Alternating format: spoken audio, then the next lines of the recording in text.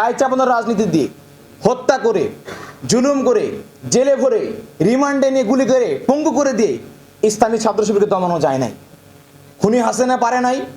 আগামী দিনে এদেশের কোনো অপশক্তি যারা আধিপত্যবাদের দালালি করে তারা কখন ইসলামী ছাত্র শিবিরকে দমিয়ে রাখতে পারবে না ইনশাআল্লাহ। সংগ্রামী ভাইরা, শুধু বলতে চাই, এদেশে জুলুমের অবসান একদিন হবে ইনশাআল্লাহ। এদেশে ইসলামের পতাকা, ইনসাফের পতাকা, তালেমের পতাকা একদিন উঠবে ইনশাআল্লাহ। এবং সেই পতাকার সবচেয়ে গুরুত্বপূর্ণ অংশীদার হবে ইসলামী ছাত্র শিবির।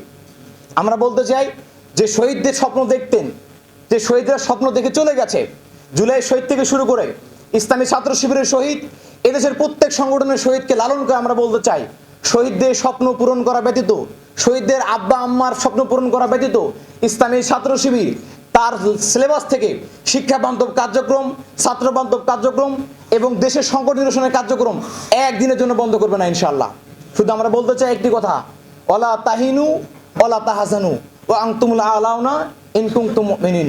তোমরা হতাশ হও না, তোমরা নিরাশ হও না, তোমরা মুমিন হলে তোমরা অবশ্যই বিজয় লাভ করতে পারবে। ওয়া খুরা তুহিব্বুনাহা নাসরুম মিনাল্লাহি ওয়া ফাতুন কারীব ওয়াবাশশিরিল মুমিনিন। আগামী দিনে ন্যায় এবং ইনসাফের সমাজ তৈরির যে রাস্তা আমাদের শহীদরা তৈরি করে দিয়েছেন, সেই শহীদদের রক্ত আমাদেরকে প্রাণ শক্তি যোগায়, আমাদের সাহস যোগায়, আমাদের প্রেরণা যোগায়। শহীদরা আমাদেরকে দেশের জন্য, ইসলামের জন্য জীবন দিতে এখনো প্রেরণা যোগায়।